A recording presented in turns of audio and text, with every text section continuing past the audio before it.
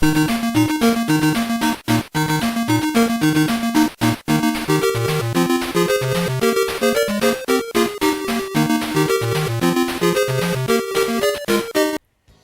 and welcome to Classic Shirt Friday, brought to you by Classic Football Shirts in association with the Sport Bible. Today we're looking at what happens when you mix two of the most important things in life. Football shirts and video game consoles. From Dennis Bergkamp doing things a virtuous striker couldn't, to Batistuta and Rui Costa teaming up like Mario and Luigi. We've all owned both, but when the two are combined, it's something special.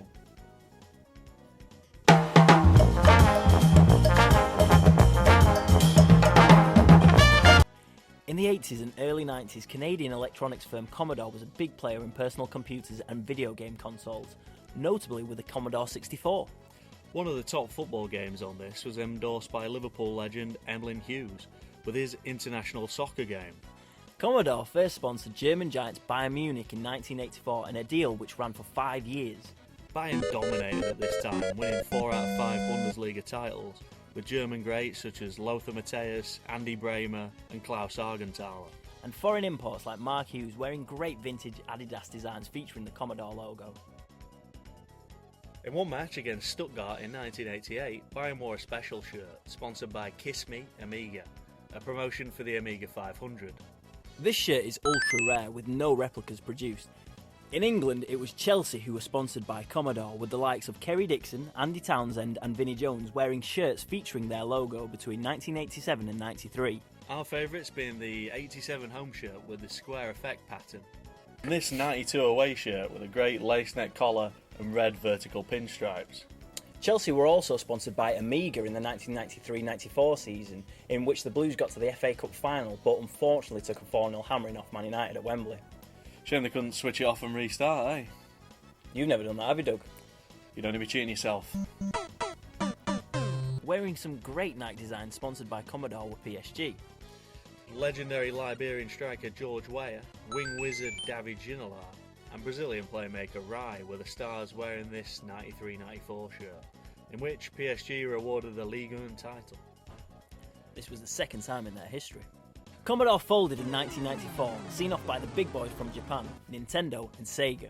They cornered the console market with the Super Nintendo and N64, the Sega Master System, Mega Drive, Dreamcast and Saturn, with such legendary characters as Mario and Luigi and Sonic the Hedgehog.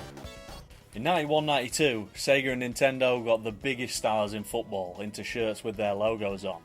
Diego Maradona at Seville wearing Super Nintendo, and Roy Race at Melchester Rovers wearing Sega. What?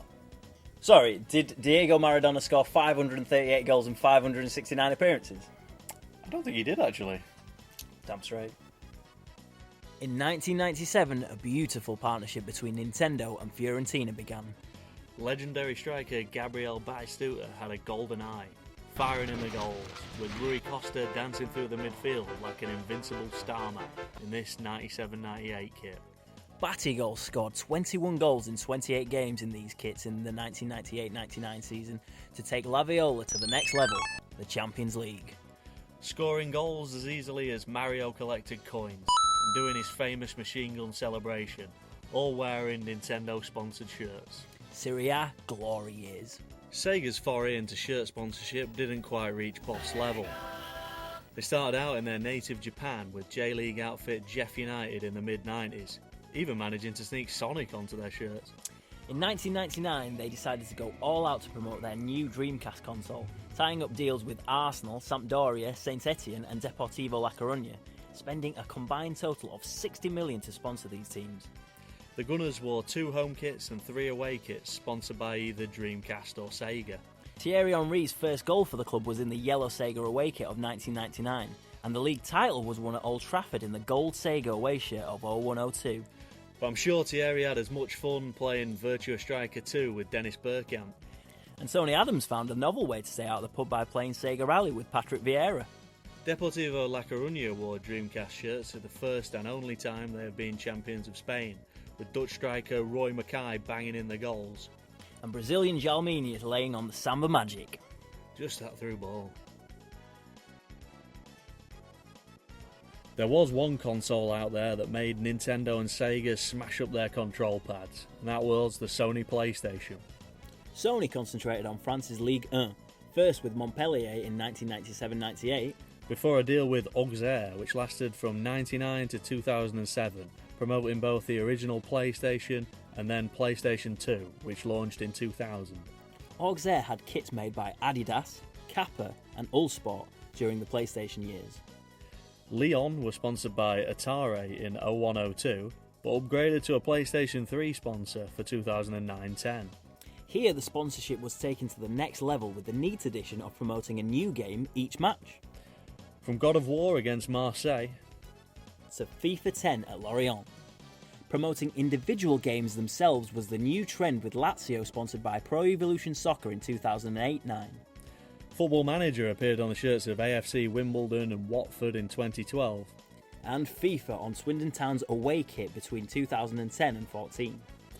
Game publishers have been at it too, with the makers of Championship Manager and Tomb Raider, Eidos, sponsoring Man City between 1999 and 2002. Kevin Keegan took his managerial reputation back to superb with a promotion triumph.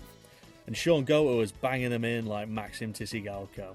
The people who brought you International Superstar Soccer and Pro Evo, Konami, were on Tokyo Verdy's shirts at the same time.